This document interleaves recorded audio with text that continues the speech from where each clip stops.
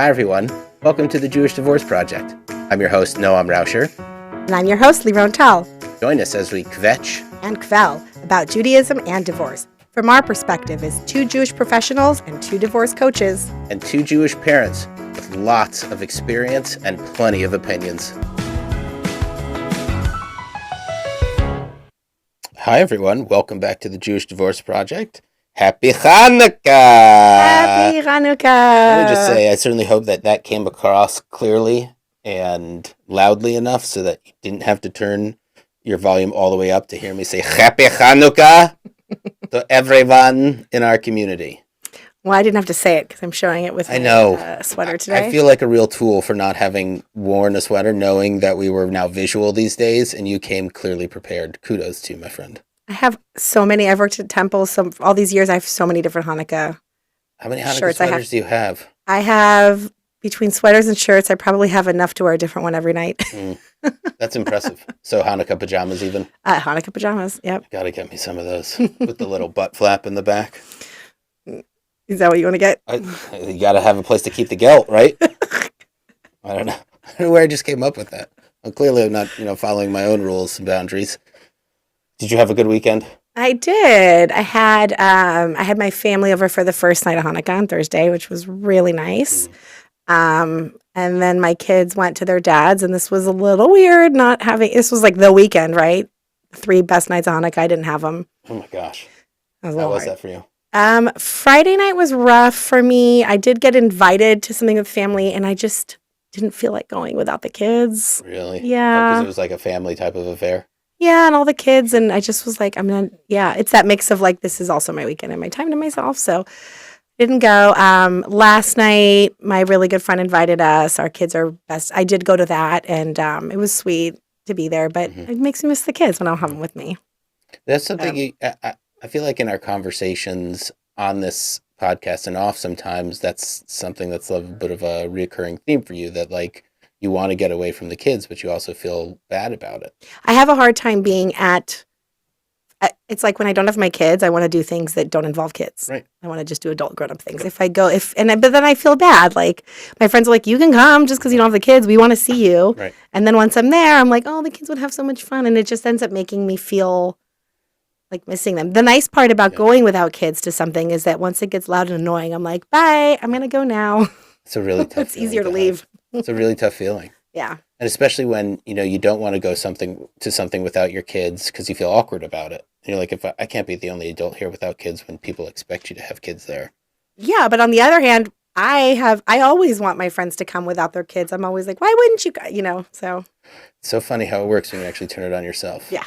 Yeah. That's a very difficult part. But so like you at least got time with the kids. Yeah, and then they're back today, so we'll have them the rest of the week, and it's all good. Though, that there's nothing wrong with, and I don't want to harp on this, but there's nothing wrong with having your own Hanukkah, right? Yeah, and I did end up I lit the candles by myself, and it was special, and it was, yeah. Okay, good. I did. Good. I'm happy for you. Still lit the candles by myself. I'm happy for you. I haven't had any time alone. I've had the kids this whole time, which is wonderful, and obviously also has its drawbacks. I've lost it a couple times and buried my face in a pillow and had an ugly moment or two, but did the repair necessary and soldiered on. It's tough, having them the entire time and not having a break actually is a little tough. I go 2 weeks straight. Yeah.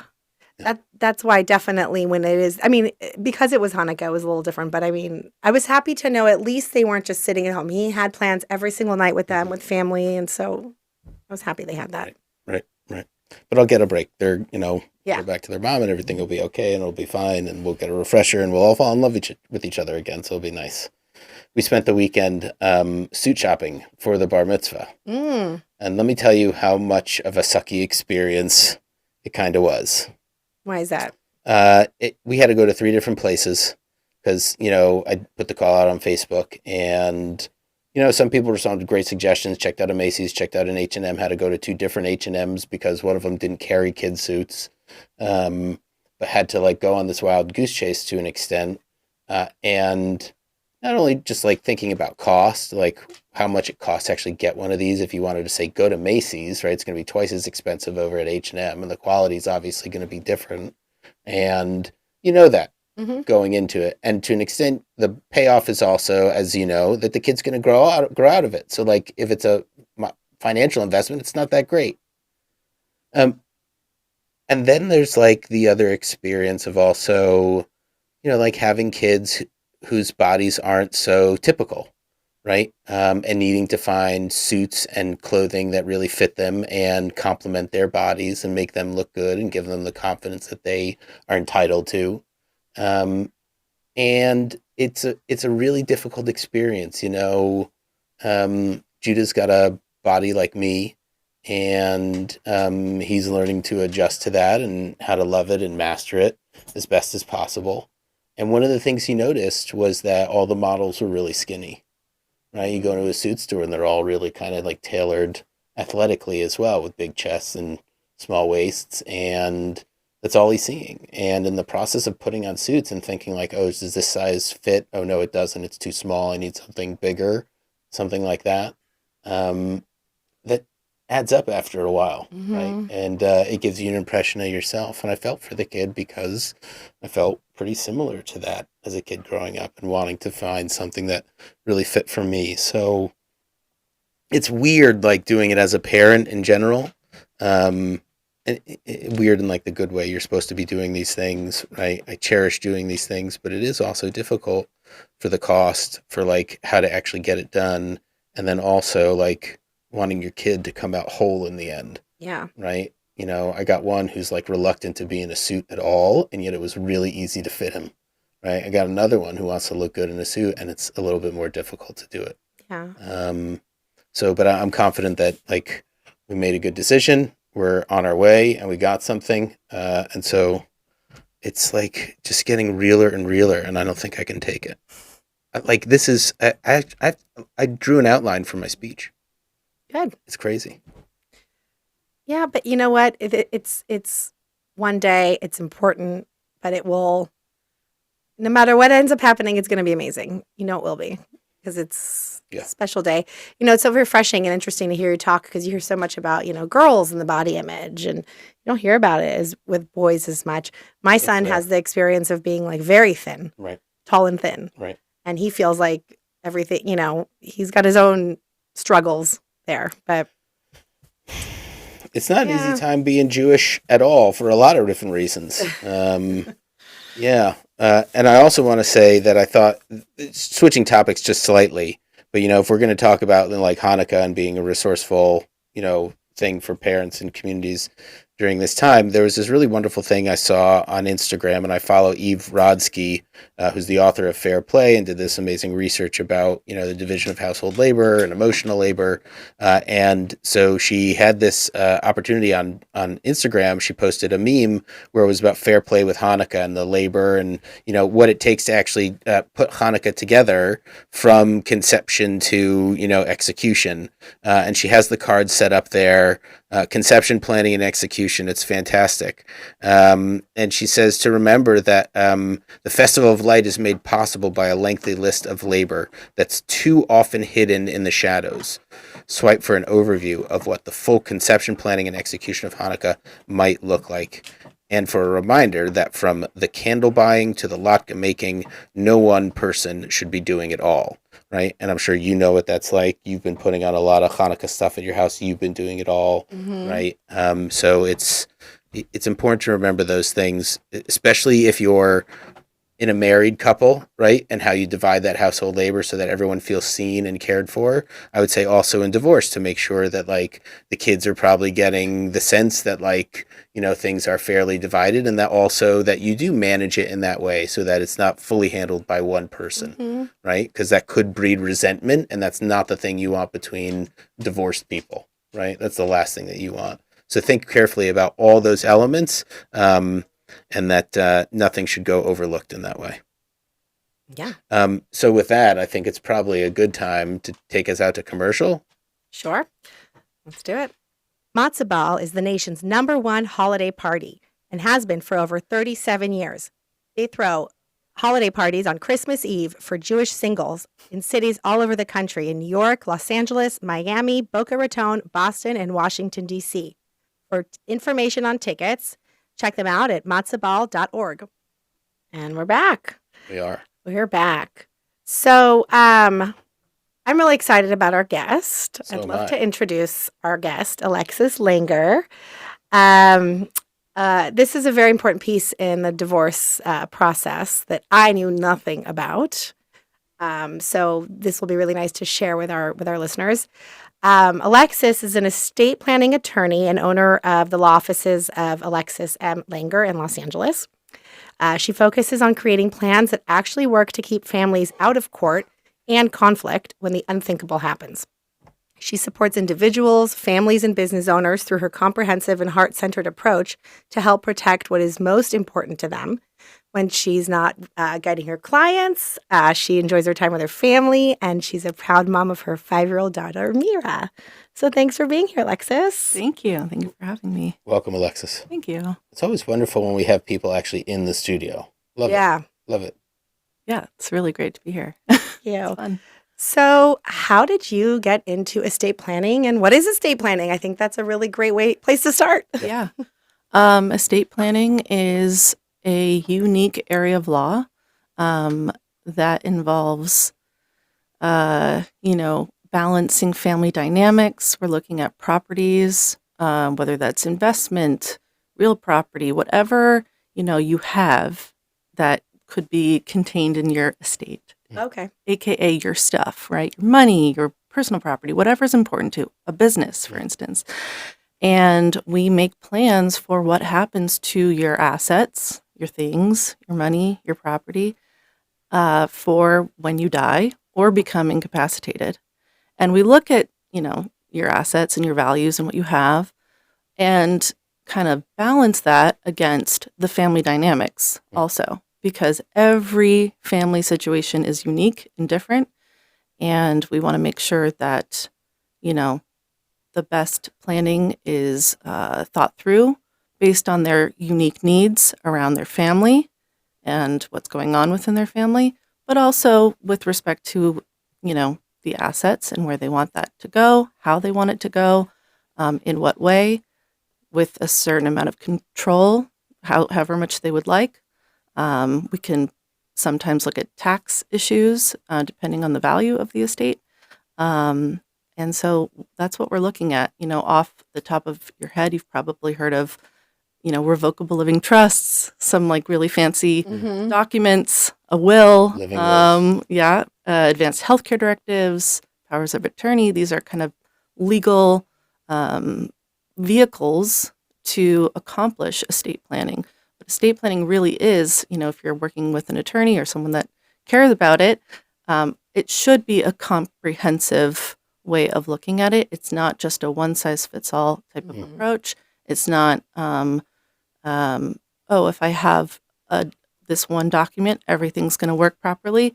You have to look at a lot of things to make sure that it will work the way that you want it to work when you become incapacitated or die. And I will circle back to the first question you had, which is why I got into this, which I forgot to answer. And I actually didn't plan to go into estate planning, but I was practicing law, ever since I became licensed to practice law in California.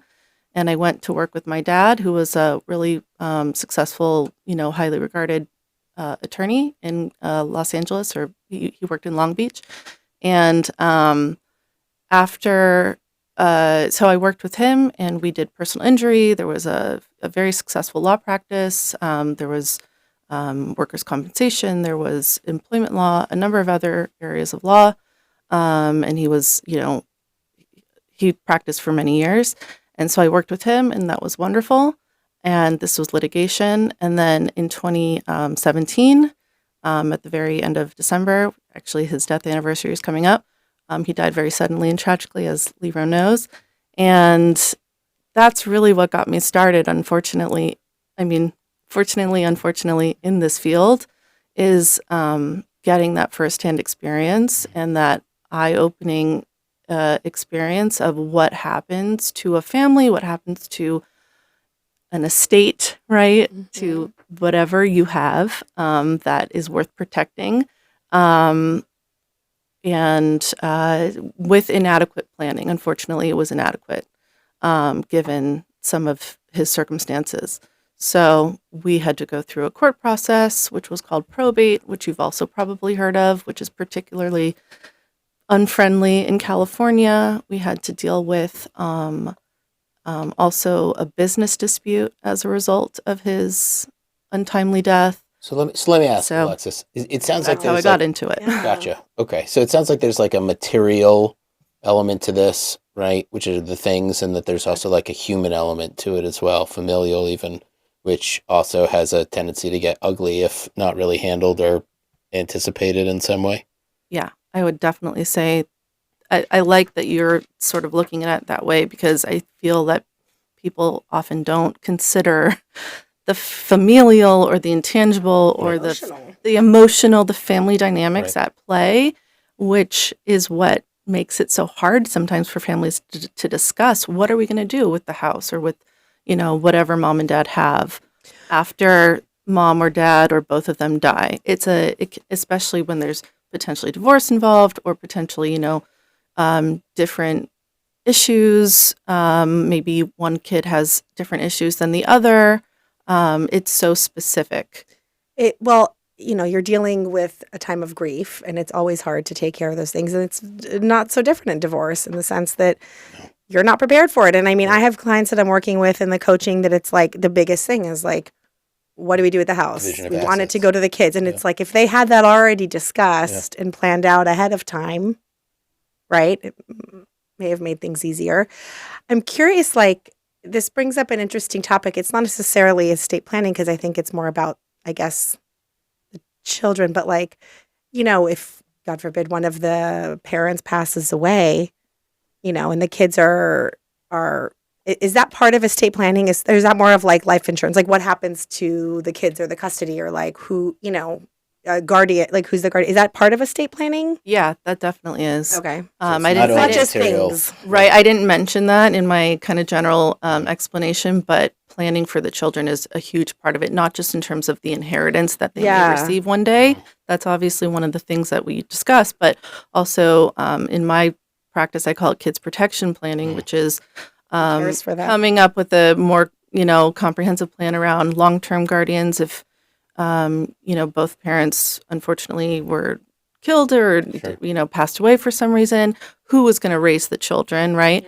So that there's no court or conflict I had to do all or that surrounding stuff. that. Right. But also, Yeah. importantly, and I won't dwell on it, but is nominating a short-term guardian in the event of an emergency. So that's oftentimes forgotten or not looked at Yeah. in traditional type of estate planning. But we want to make sure that not just in the long term that your kids have someone there to raise them, which is obviously super important, but also in the short term, if kids are with a babysitter one night, mom and dad are out on a date night or out to somewhere, and they're home with the babysitter and, they're not reachable. Maybe they got in a car accident, something has happened, right? So, we want to make sure that the police or a stranger or CPS is not the person or the entity that's going to come to take care of this child, even in the short term. We want to make sure it's going to be a trusted friend, a neighbor, someone that parents have already pre-selected and have authorized to take care of their child. So that's called a temporary guardian. It's really fun. I mean, like what you speak of is exactly what I had to do, right? And it on top of like all the other things, signing the paperwork and then moving into a new home and then all the other stuff, right? You're just kind of exhausted from all of it. And you just don't think about a lot of these details, but they're really crucial until my father reminded me. He's like, you got to update your power of attorney. You got to update your life insurance and who the recipients are of that, right? You got to update who your guardianship is of the kids, right? Lest something bad happen to you or whatever. I mean, it was just kind of all this one thing after another that I'd even think of that actually makes me feel much more secure now, right? And enables me to go flying off to places and do my job like I have to do because all these things are taken care of. So it's actually a great relief. Yeah, that's what I'm told by most people. Right. Well, there's also if the fear of if something happened to you and they automatically go with the other partner who is not who is abusive or not Right. capable Right. or neglect or whatever, that you'd want to know what's going on there. So, Exactly. Yeah. Oh wow. Well, it's a lot of information. It can be heavy. Well, it can be very heavy, and then you think about like how contentious it is in the context of, you know, what's the word? You have broken families for divorce. What do you have? I don't know, whole families. I hate that idea. Um, my point is to say, without divorce in the picture, this can be a difficult situation without the type Sure. of advanced planning, right? Which I imagine is where it gets most contentious, right? Even within a family where there's not divorce, right? People can still get possessive over things, and there can still be strife Hmm. amongst family members, and so someone will pass away, and there might be something really valuable that they had, and everyone claims ancestry to it, right? And wants it and says it's theirs, but who decides? And that's when everything gets acrimonious. Yeah, without a plan in place, particularly around personal property, like you mentioned, that's one of those areas that can lead to a lot of conflict because there's sentimental values attached to that. So that's one of those things where if that could be worked out previously, where it's laid out in a trust or in a somewhere in the Mm. estate plan, where mom wanted the jewelry to go to, or dad wanted, his watches to go to, whatever it is, Mhm. that definitely makes for an easier distribution for everybody ultimately. What would you say? Can you explain the difference between a prenuptial agreement and an estate plan? And is that something that you handle as well?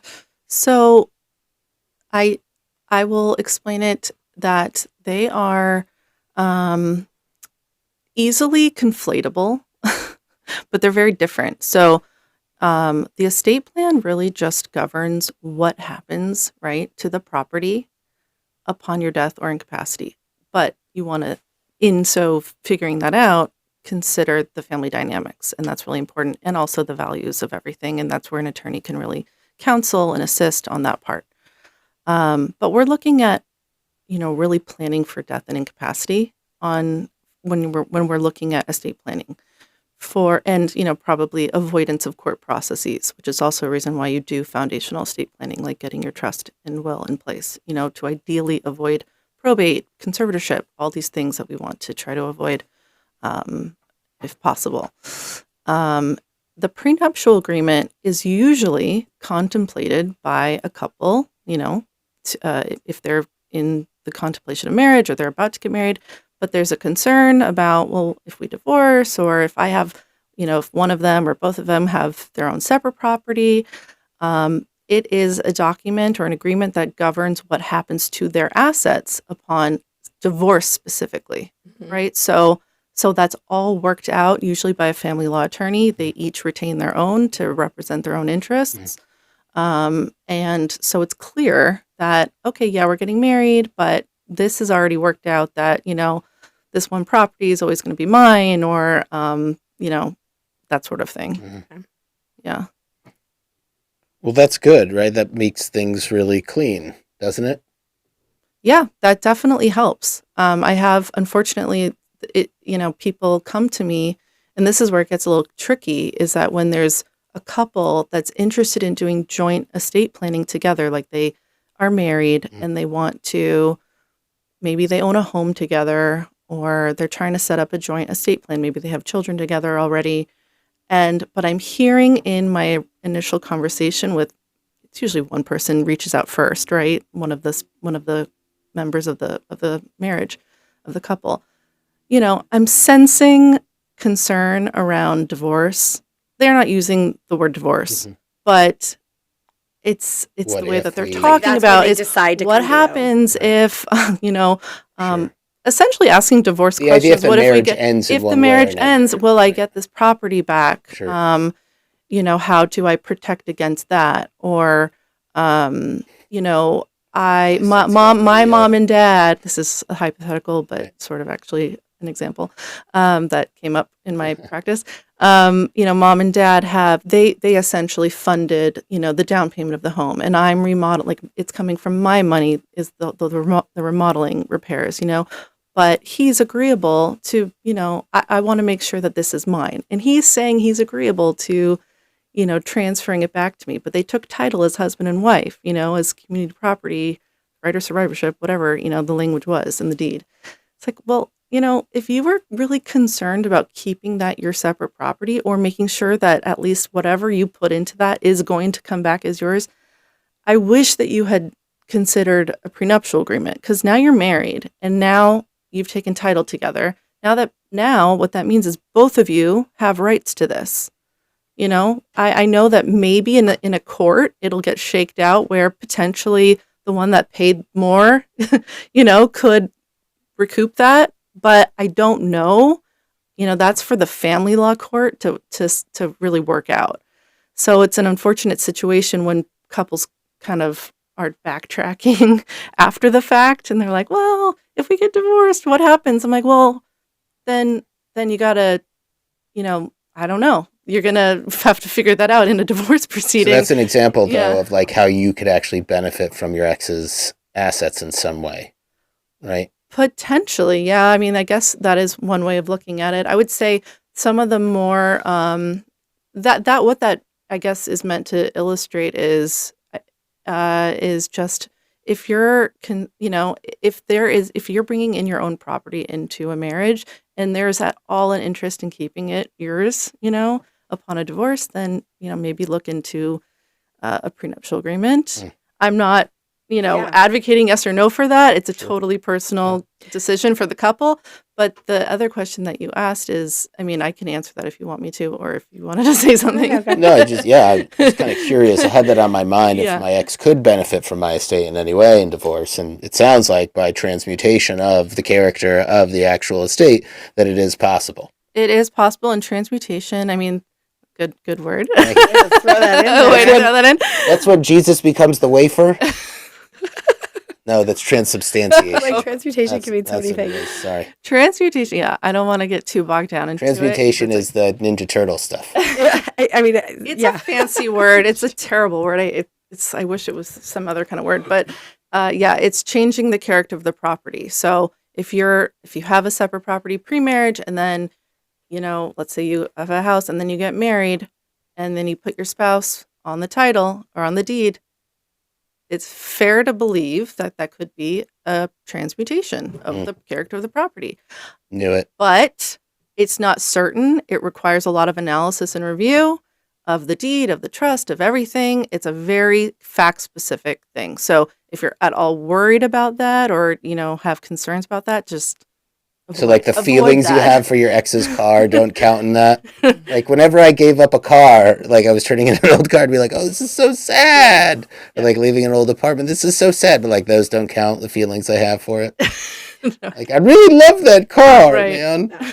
I think one of the biggest things I'm thinking of takeaways, and probably most of the people who are listening to this podcast are divorced or going through divorce, but not necessarily. No. I think that I think about in our situation, we got married, and obviously divorce wasn't a thought of Right. something that was going to happen. And I've talked in previous episodes about the house, and it's my one area that I wish I was more educated on. But had we talked ahead of time of like what would happen to this house, and I assumed it was our home. We worked on it together. Even though he bought it, put the money down before we got married, it's like I was shocked at how he was convinced this was his house after us living in it together for 10 years and me making it a home. And I was emotionally attached to the house, felt like it was ours. But he was like, no, bottom line, I bought this house. Had we had that conversation and did some estate planning before, Drawing before the studio. Sorry, did I mess that up? Before before we, in the beginning of the marriage, but you almost don't want to like talk about what happened. It's also like people are afraid to talk about, do a will. Right. It's like, people are afraid to talk about death. And it's the same thing with divorce. It's like, if you're in a new happily married marriage, are you going to bring up divorce? Right. If you bring up divorce, your spouse might think, wait a minute, do you think we're going to get to, it's so Well, and that idea of uncomfortable. prenuptial agreements too are always they're Yeah. popularized by whoever the industrial marital complex, whatever you want to call it, right? The idea of prenuptial agreements is always seen as the antithesis to the love conquers all scenario. Mhm. Yeah, but I also look at it, a prenup is like, that's not for everyone. That's not for the common. Like, It's that's for the people who really have a rich lot of people money. who have reason to or say, I'm not going to celebrities. lose this in a marriage. I was like, I would never Right. in our situation think we Right. needed a prenup. Yeah, I don't have But that much left to begin with to worry conversation- about losing it. You can't take half of nothing, so Yeah. it doesn't really matter. But as Kids the- are the most price, Right. the most important thing we have. But Let's the divide that. house, But when as- one person owns a house, that is a conversation to have. Right. Had we had a plan, I wouldn't have been so emotionally Mhm. hurt Right. and shocked Yeah. at his the Sure. reaction Yeah. to the house. Yeah. And he would, he was shocked that I was even assuming that I was going to get out of the house. So just that, So did he keep the home?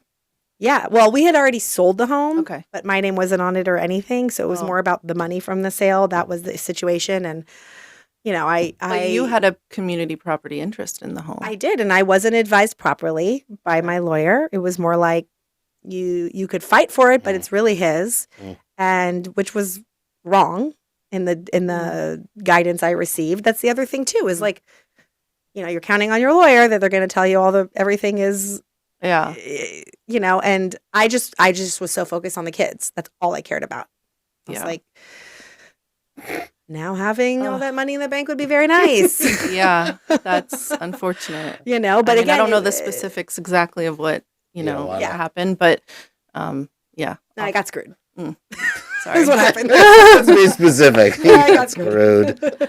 No, but again, it's like that having that conversation, I think, is so important. You don't have to be on the rocks or getting a divorce, because then your decisions that you're making once you're actually going through the divorce are fueled sometimes by anger Mhm. and by jealousy and by all these other feelings that you're not really making wise decisions together. And those are also like, yes, there is emotional baggage to those things at times, but to an extent, I like categorizing them primarily since they are material things and things that you purchase, right, didn't necessarily make, right, which would probably be a whole other type of emotional investment. But the point is to say that, like, that's the business end of your life, right? And it's the business end of your marriage. Keep that out of everything else for the relationship's sake. So get it all squared away, right? Have a plan, as I say, right? Or as Alexis is saying, have a plan for all that stuff, right? As much as you can. And if a prenuptial agreement brings you that type of grace as well, to say, like, well, at least I'm not thinking about it. And it's not going to make me resentful,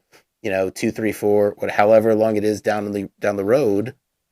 Mhm. The hardest part for I say do for it. us when Get we were the business talking, squared away so you can focus on the relationship. we were talking about division of assets. It's like everything we had almost that was of value we got as like wedding gifts. Right. That's a Blenders. hard one too. No, not that. Like my china set, and he didn't care about that stuff. But if he did, that's interesting, because it's like also there is emotion attached to it. It's not just stuff, Mhm. Right. Mhm. Yeah. I got the bread maker. I don't make any bread. I don't make any bread. I don't want it. You should try that as a hobby I'm going to keep it, though. Because now I have to turn after it the into bar something. mitzvah. Right. So Yeah, you can fit into your suits. that's right. That'll be the new hobby.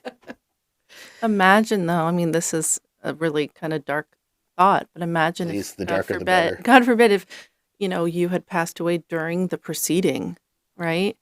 That's one of the points I was going to think about. And you mentioned it earlier, is updating, even in the divorce process, updating the healthcare directive and the power of attorney so that the agent, because if you passed away in a divorce, Oh, God. your agent can then, carry out the divorce on your behalf, who is your, nominated in your power of attorney. That could happen. And then, what if your ex or soon to be ex spouse is the agent for your healthcare directive or your power of attorney, and they are now authorized to make all those decisions if you passed away or became incapacitated, like making Yeah. What your healthcare decisions, what or if they're very pulling mad at the you because you plug. cheated on them, and now they have to decide your, Yeah. So that's a Yeah. weird, thought, but that's, within the divorce itself, that could be proper to consider, is if you have any of those type of legal documents in place, to think who's my agent for these types of things because they're not really bearing on your asset information. This contemplates if you ever became incapacitated. So it's ethical to make those changes. Let me ask you a question. Mm-hmm. I'm sure you are regularly dealing with families with multiple children, right? I'm one of 4, for an example.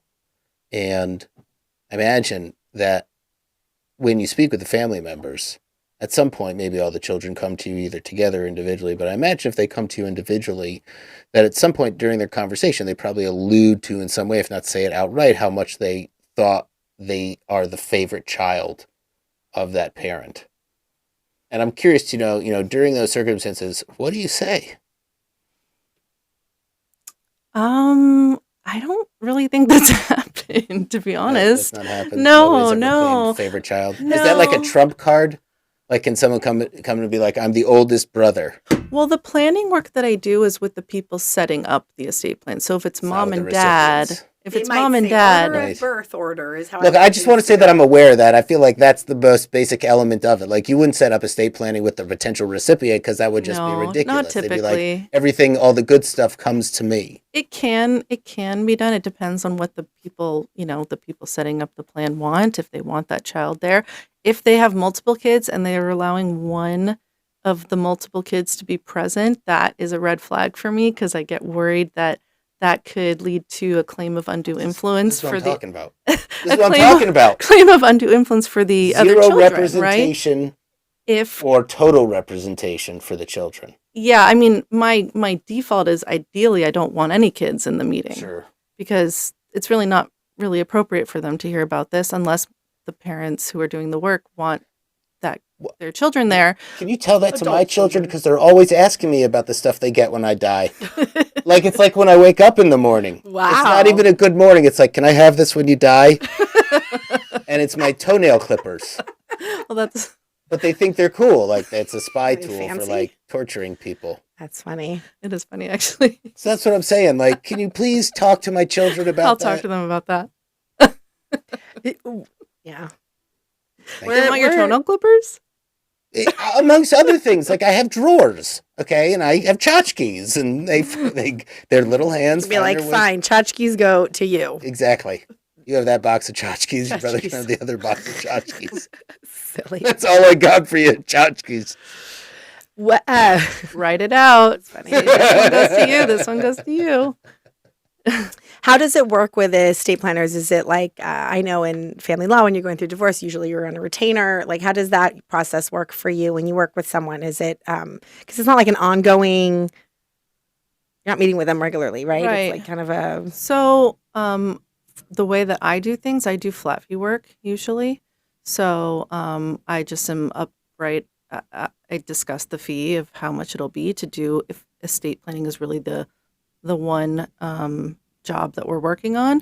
Then it'll be a one-time fee. So there's no surprises, and we all know how much it'll be.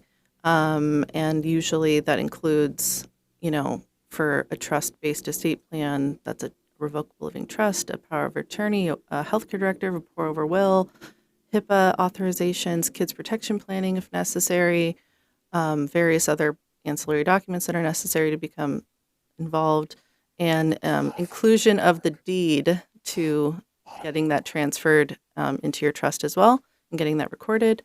That's also important, and also, so I could go on, but I don't want to bore you with all that.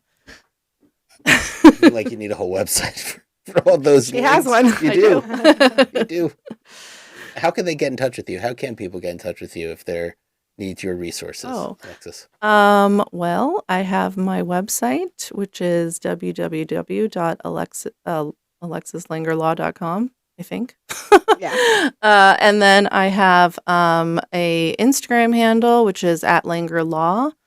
And those are usually the best ways because you can find my phone number and a way to contact me on both of those. And you're located, where are you located? Specifically in Torrance. But you can meet with clients. I Wherever, meet 'cause clients on really Zoom all and- over California because of the virtual ability, and many times people opt for the virtual meeting. I usually have like a 3-step process. I do what's called a family wealth planning session. It's the first meeting where we get clear on what's important to you. We review the assets, we inventory the assets, discuss the family dynamics and the desired outcomes, right, that everybody's wanting, meaning if it's a single person planning or a couple planning together. And then we design the plan if we feel it's a good fit to work together. There's going to be a second meeting, which is our signing meeting at later on, about a month later. And then actually following that, I actually have a third meeting, which is sort of a binder delivery meeting, but it's really an accountability meeting to see if, assets have been retitled properly, if they say that they're going to do it with my guidance. It's a whole process and system around that. And that's really one of the big things. And if they're interested in doing a legacy interview, we can hold that as well, which is, you sort of touched on that. It's an interview where I can record someone speaking, the person who's doing the estate planning work. And it's an opportunity to discuss what their wishes are around, maybe it's their estate planning, maybe it's something else entirely, right? It could just be like wanting to share the story of the birth of their children, or how they met their spouse, or a story about their grandparents, whatever it may be that's sort of valuable to them, so that they can pass on not just their tangible wealth, which is what kind of the focus of estate planning is always about, right? That we kind of have learned, like money and property and all that stuff, which is obviously important to do.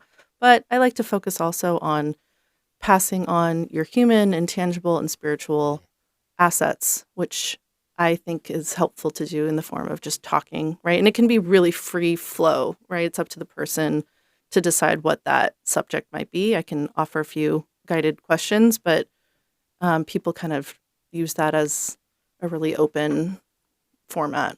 That's actually really nice too when you think about it. When you go through divorce and it's like division of assets, it's like, oh, I'm really only worth this.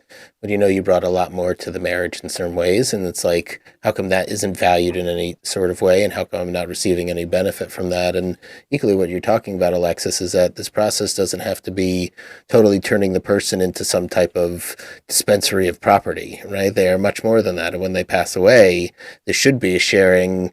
Okay, so if property is an inevitable part of it, that's going to come, right? If you really want to do it the humane way, this is about honoring the legacy of who they were as a human being. And that can happen, right, at a funeral, right? It's much more likely when it happens, or at a shiva or something like that in our tradition, right? When you gather and share stories about that person and mourn them and grieve together.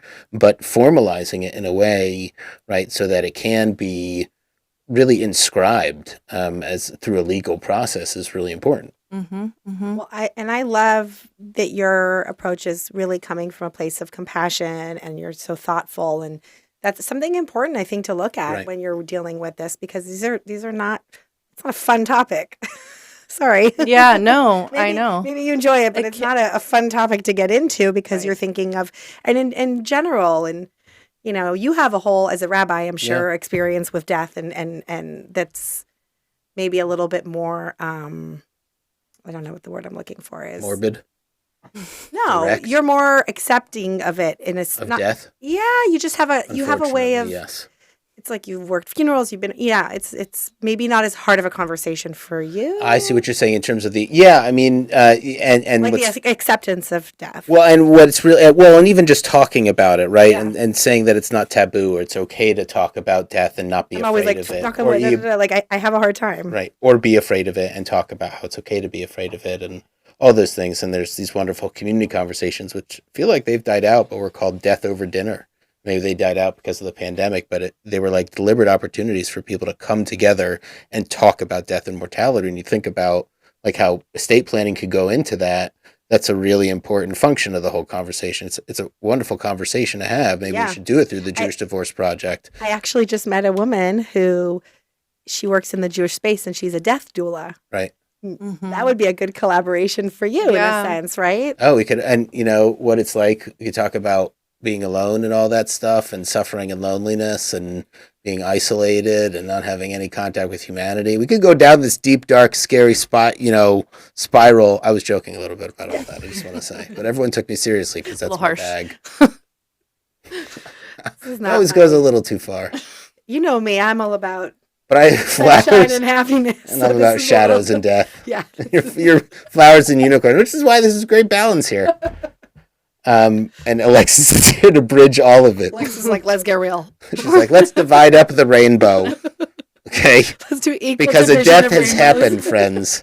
You get rainbows and you get unicorns. The best thing is to have your family law attorney work in connection with the estate planning attorney, because there Yes. are different issues really that the family law attorney who's handling the divorce is way more equipped at discussing the division specifically and how things are going to get, you know, distributed ultimately during the divorce process specifically. Mhm. And then, you know, after divorce, you can come to me and I can help with the planning work, right?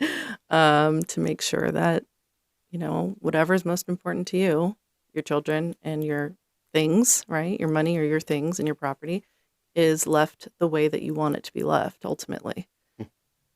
Someone could come up with an entire plan while they're married of what they think is set for estate planning, but then there's a divorce and the feelings towards each other change. And there's this like, I don't want him having all that. And I'm sure there's a Sure. time where people come and like revise Right. Oh, or yeah. want to change. That's a or, great opportunity. Yeah. That's definitely recommended after Yeah. divorce, Right. especially if you've or done like it mental together. health comes up, or there's so many reasons that someone might want to change Well, their mind. yeah. You mentioned that, you know, your dad suggested a number of things to do, which All were those- all really yeah, good All those transfers. Yep. good ideas. It sounds like it happened after the divorce, right? When Yeah. everything was final and done. Yeah. So, you know, it's, you know, we haven't really talked about the subject very much, but it is really important to make sure that beneficiary designation type of assets, retirement accounts, pensions, That's all part life of what you do? insurance, that's updated. That could be either with an attorney such as myself, or if you don't have an estate planning attorney yet, maybe you're still in the divorce process, or it's coming to an end, or it's just ended, wherever it is. First, maybe consult one of the lawyers that you're working with, but just in case you're not doing anything improper. But generally speaking, I'm saying post-divorce, it is generally a good idea to consider updating or checking your beneficiary designations assets, because what if your ex-spouse is the recipient of that or that beneficiary of that one account, right? Mhm. Maybe you just didn't discuss it during the divorce. Maybe it didn't come up because for whatever reason, You didn't right? think to bring it up. Yeah, or it's not at issue for some reason. So it was never thought through, but you have this pension or you have this retirement account and your ex is named as the exec or as the beneficiary. So it's something to always sort of be mindful of post-divorce. And with respect to children, if you pass away and you have a kid with your ex-spouse, and I don't want to take up too much time on this, but making sure that you also have a trust or a will or some sort of estate plan in place to make sure that it's not your ex-spouse who can manage Mhm. the kids, you know, your estate that will ultimately go to your child. Right. That's a guardianship discussion, but it's more relating to the estate that will ultimately be left to that child. This is stressing me out, making me realize I did not do a lot of things I need to be doing. So thanks for the reminder. I just want to squeeze that one in there, if possible. You get a real double whammy with you, Alexis. Like it's really not rainbows and unicorns. It's really just kind of flat out like you're gonna die, and you need to divide up your shit, Let's be or prepared. else it's gonna get ugly, and then you're gonna have an ugly death, No. right? Well, it's important. Listen, I have surprisingly quite a few friends who are widows Mhm. around my age who've lost their husband within the last 5 years. And yeah, I mean, one of them was prepared in the sense of like to make sure to get this all taken care of and was very grateful that they had all of that set up. And then I have another friend who was like, nothing was taken care of. And it's really Mhm. important. It's really important. Very much so, Alexis. So I have a question. If you could, like, imagine that we're a young couple, right? Whoever it is, imagine you're talking to a young couple, right? They're about to start their lives together, right? Their world's, at their doorstep. Mhm. What do you say to them? What's the really direct, but also like, we have the expression standing on one foot, saying it quickly, that sort of thing, or briefly, distilled down to its easiest understandable notion. Like, what do you say to them from your perspective? If they're coming to me Yeah. as an estate lawyer, Yeah. Well, first, congratulations for wanting to get married or wanting to build your life together. Come to you yet, right? You meet this young Yeah. couple, and it's like, right? Yeah. What is your advice or? I The suppose 10-word answer. Oh gosh, right? that's such a hard question. I know, but that's why we ask it. Hmm. That was deep. Well, I guess what's most important to you? You know, what are the goals? What is the 5-year vision? What are the goals in your lives together? And that really opens the door for them to answer however they want, right? If we're talking about, maybe one of them will say, I'm really excited about having kids. Maybe one of them will say, well, maybe one day we'll get a house and then we can build on that conversation, right? But let's talk about what's most important to you. Gotcha. That's good. That is good. That's great. Thank you. Yeah. Thank you. Alexis, I'm fresh out of questions. I mean, you've been wonderful. This is a lot of Thank you. information. You've taken me from ignorant to a little bit more than ignorant now, but still pretty ignorant. But I appreciate it nonetheless. My anxiety's through the roof too. Sorry. So I suppose that's good. I apologize. Right? But thank you so much. You've shared a lot of wonderful wisdom with us. Very practical stuff too that everyone should really take heed to. So thank you very much. And I do want to say people should definitely look up her website because I know you do some like good webinars and like a lot of great stuff that you offer, Yeah. different courses and webinars and stuff like that too. All that information when I'm hosting a webinar or an event is usually on my website. So, yeah, that'd be great to check Yeah. that out. Very cool. So thank you and happy Hanukkah. Thank you. Happy Hanukkah. Hanukkah. Happy Hanukkah. If you're interested in becoming one of our sponsors or have questions and thoughts about the podcast, please email us at thejewishdivorceproject@gmail.com. And you can always find us on social media at the Jewish Divorce Project on Facebook and Instagram. And if you'd like to work with me, I specialize in divorce coaching for women. I can be found at mydivorceconcierge.com and on Facebook and Instagram at mydivorceconcierge. And if you're interested in working with me for divorce coaching or spiritual coaching, I work with people of all kinds, of all backgrounds as well. My email address is noamrauscher@gmail.com. That's NOAMRAUCHER@gmail.com. And you can also find me on Facebook and on Instagram at Noam Rauscher.